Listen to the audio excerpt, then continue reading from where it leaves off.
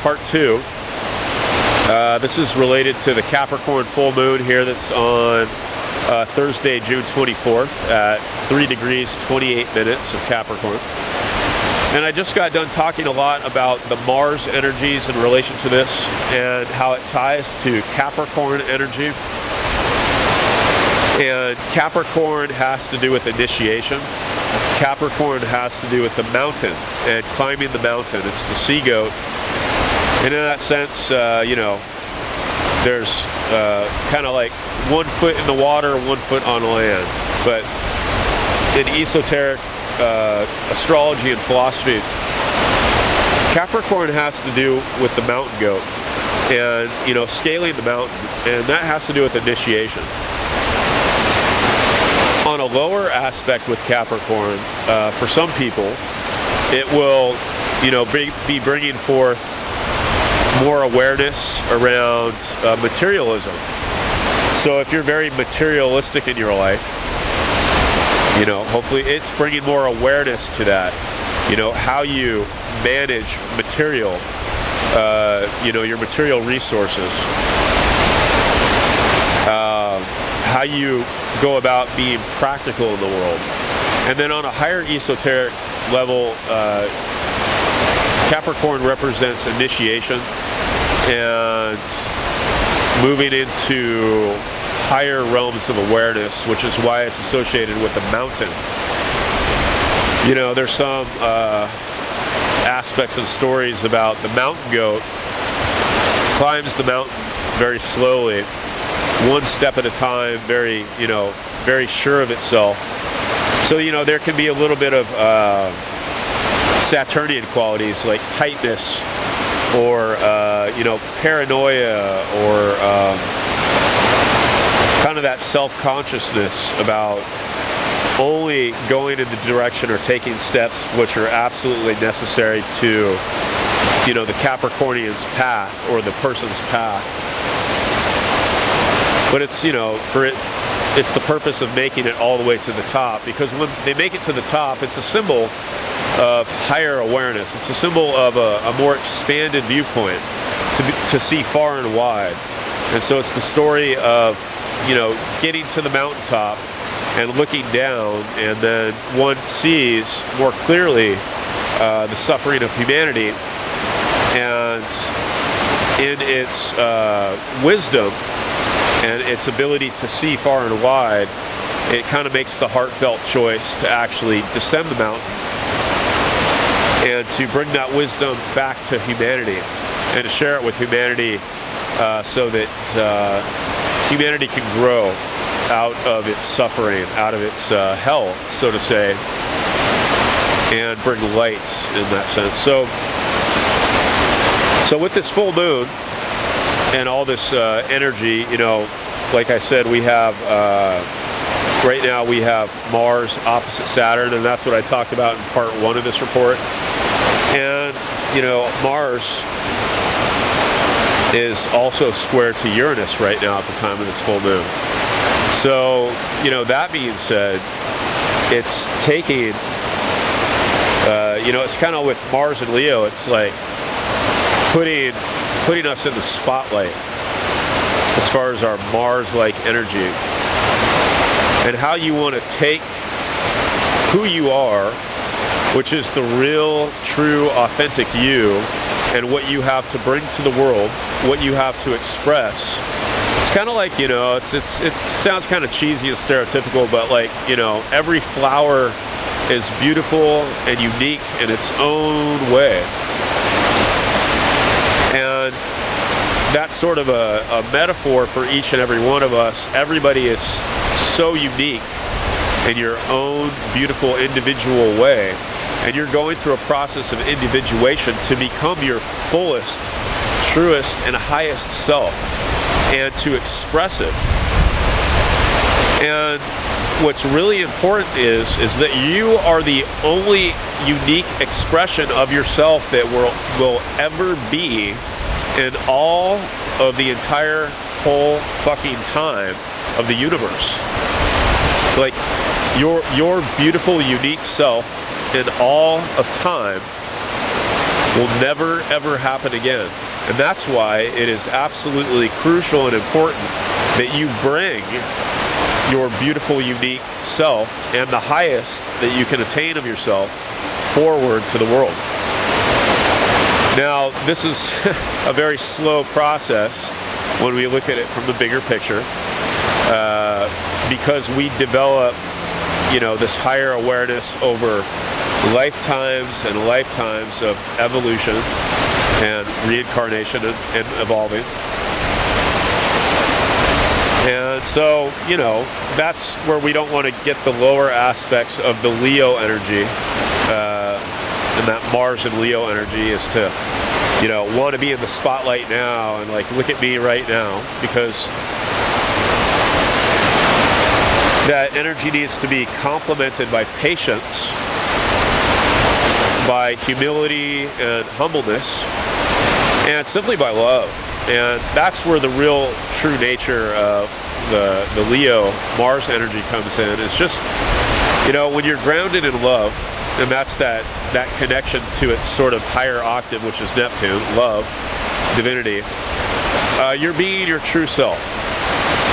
And that's magic in itself, because then you're at ease, you're at peace. You're not in dis-ease or at dis-ease. You're in ease. You're in tranquility and peace with yourself. Same thing as saying you're comfortable in your own skin. And the other way of looking at it is, I liked what somebody said recently was, what was it? Well, it's basically about shining, kind of like the sun. So Leo is associated with the sun. It's about shining in your fullness. So I can't remember what was said, but if I remember, I'll come back to it. So at the time of this full moon, this Capricorn full moon on June 24th, it's conjunct the fixed star Polis. That's basically in the bow of the Archer at the top of the bow. And that's the constellation of Sagittarius. And I brought this out. My partner made these for me. They're super cool. So it's a star that's in the top of the constellation of Sagittarius. I don't know why they made this guy white. Probably because it comes from the Greek, but probably actually had brown skin or dark skin. But the signs are really representative of all colors, all flavors, all languages. And so this star has a relationship to the tarot card, the Lovers. And so we're talking about relationship, which, involves kind of Venus energy as well as Mars energy. And in the tarot, the Lover card is the center point between the Fool and the Emperor. So any center point is a symbolic representation of the heart. Once again, it's a midpoint. It's a symbolic of the love, or the second ray of love and wisdom. And it also has to do a little bit with the fourth ray of harmony through conflict, because in the Lover card we see an individual between two others, and that's involving relationship. And then above there's a sun, and then there's the cherub, which is shooting its arrow down. And a lot of that has to do with, it's an invitation to higher awareness and to being in that heart energy that we've been talking about. So right now is, with the Lover card energy, it's sort of a time to, being with the full moon in Capricorn, and Capricorn having to do with grounding. It's an earth energy. It's fixed. It's cardinal earth. So it's about initiating and grounding and initiation. It's a culmination point. And it's a time to cease fantasizing about things. It's a time to cease imagining. And it's a time to get real. Like, get real, bring it forth, make it real, bring it into reality, initiate it. You know, don't, it's kind of like that fatherly energy, like, don't fuck around, do what you fear, face what you fear and do it. You know, go up to the cliff above the water and, you know, dive into the pool. Make the commitment, leave fear back up on the cliff or whatever, and dive in. And it's also, like we said in part one, it's making a commitment to deeper, more heartfelt service to make a difference beyond oneself. So with the Lover's card, it's time to move forward, and it's a need to cultivate a foundation. You know, that's the Earth, that's Capricorn, before going any further. And it's about evolving towards greater awareness. It's the idea of when we grasp unity consciousness,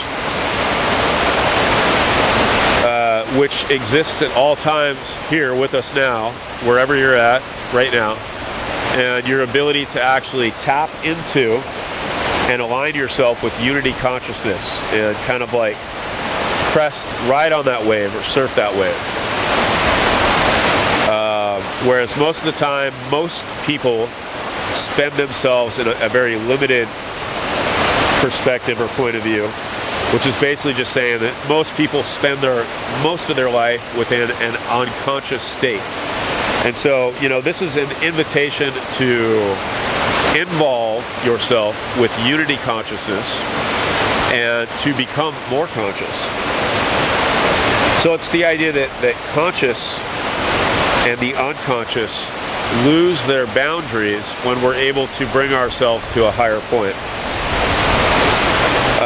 When you're not unified, or when you're unconscious, you're basically divided, you're split, you're dualistic. In many ways, you're schizophrenic. And that's a representation for so many of us on how we live our life, sort of in the battlefield of going through dark times of being less conscious, and then times where we reach higher points of consciousness. And that's the sort of the dance of the soul and the personality in life. And so right now is a really strong time to bring your awareness up in this dynamic of a relationship, not only to others out in the world, but to yourself, and how you interact with your inner self, your soul, and then how your personality, which is a synthesis of your mental, emotional, and physical bodies, and what you're actually doing with that in the world. So there's a sharp contrast between the unconscious and the conscious. And the conscious basically equals that small, you know, what we are conscious of, for the most part, is a very small and limited perspective of life and what life is. In a way, most people live in a consciousness of poverty and destitution, because they close themselves off so much to possibilities of life, possibilities of love, loving expression towards others in the world. And so, you know, it creates kind of a hell on Earth.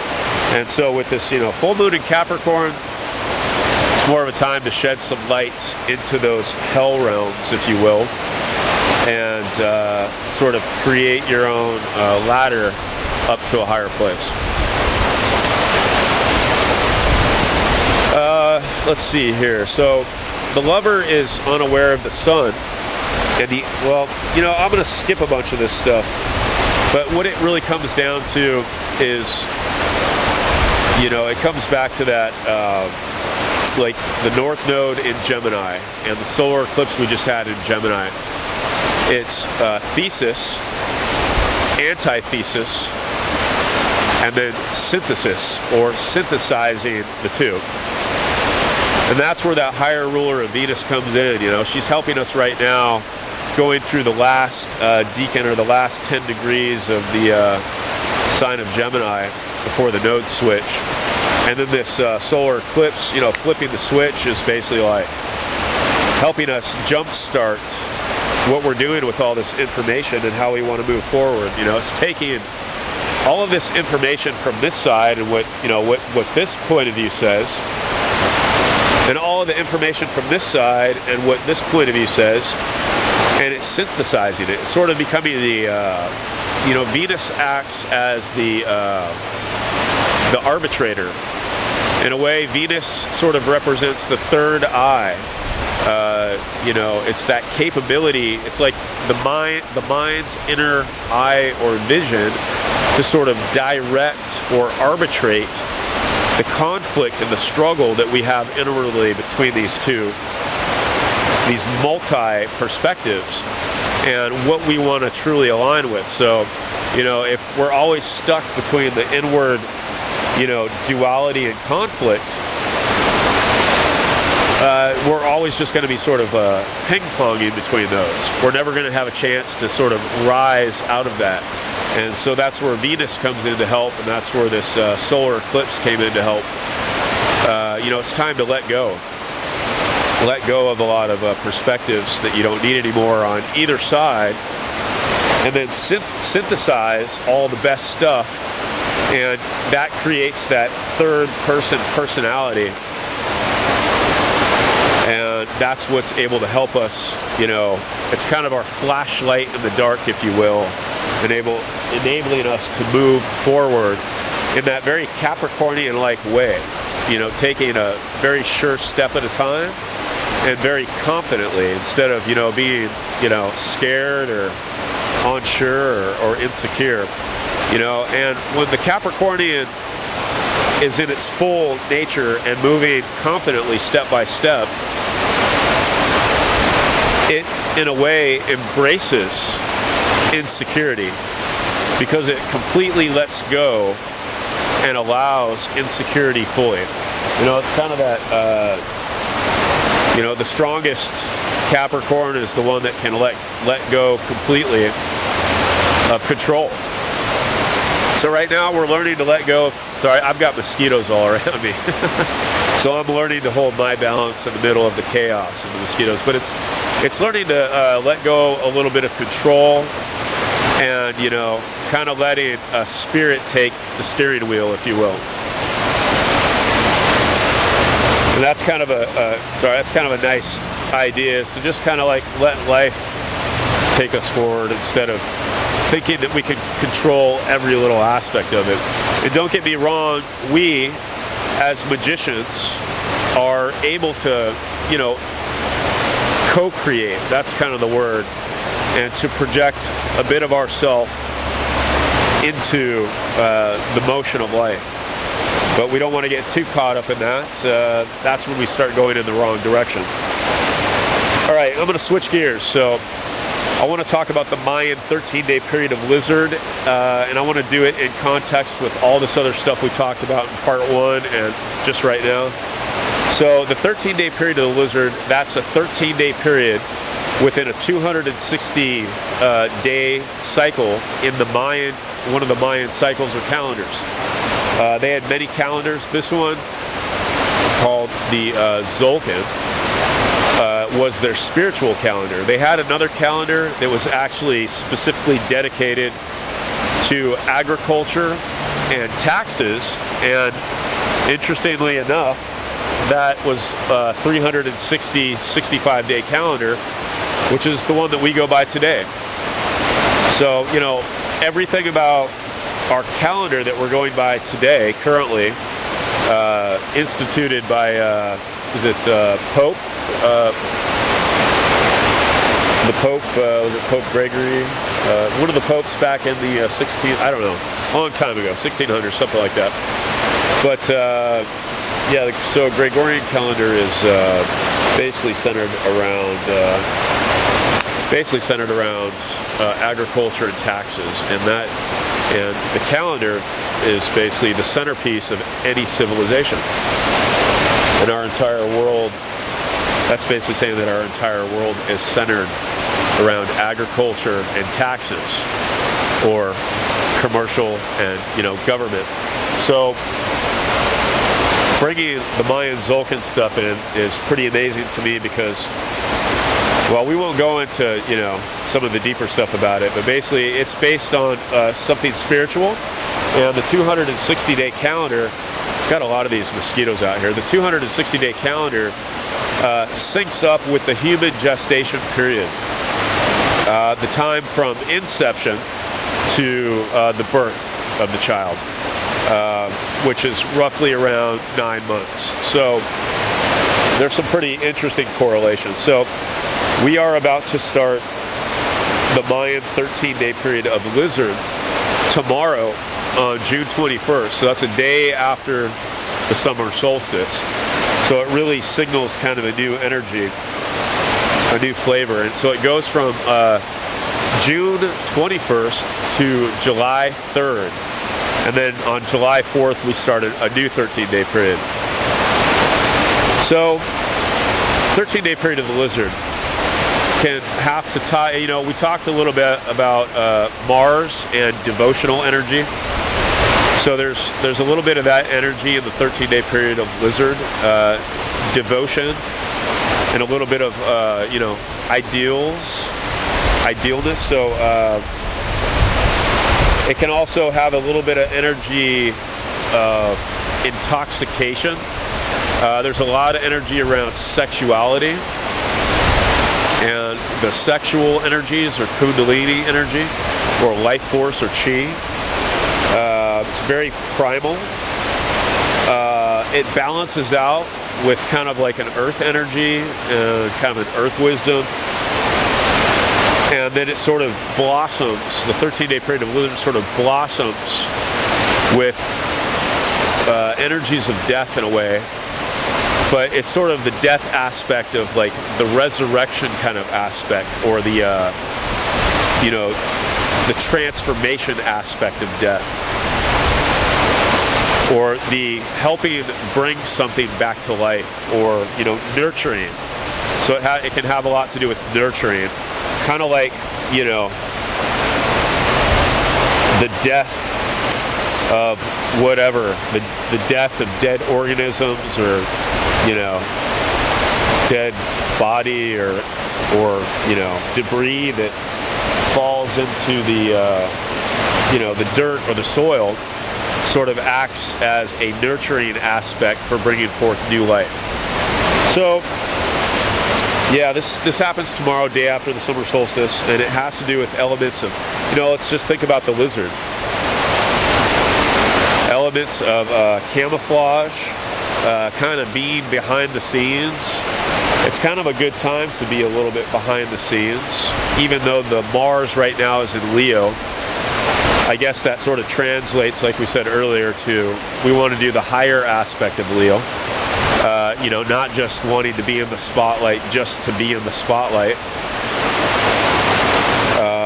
Or maybe, you're going through a process of becoming more aware of unconscious reasons why you want a particular kind of attention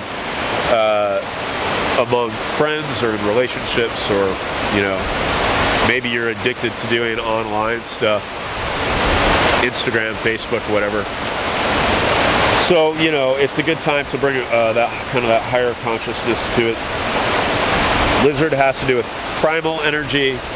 I'm not going to get into any of the wild conspiracy ideas about, lizard beings or aliens or anything like that. But there is an aspect of primal nature. When we're born, when the fetus is developing, that's in the early stages. When the fetus is developing, it develops 3 different brains. One is called the lizard brain, and I believe it's the inner part and connected to the spinal cord. And then there's a brain surrounding that, the mammalian brain, or the dog brain. And then there's what we most usually are aware of as the human brain, or gray matter, that has to do with intelligence, has to do with art, science, philosophy, and so forth. But that reptilian or lizard brain, has to do with our, our most potent, primal, instinctual abilities. And a lot of those can be negative, and a lot of them can be very powerful in a positive way. Like I said, this has to do with fertility and sexuality. It's a 13-day period of kind of the aspect of hunting, but not in the normal sense of active hunting. Some lizards actually do forage, and they they move through the landscape or the environment to track their prey. But many of the lizards, and kind of the energy we're talking about here, is the kind of passive or inactive, almost meditative ability, where sometimes they will spend about 75% of their time just literally being still in one spot, waiting for, their food, their prey to come by before they attack it. So it's an energy of sort of inwardness, of sort of indirectly hunting. It's very magnetic, and it's kind of like in meditation or in breath work, you sort of charge yourself up.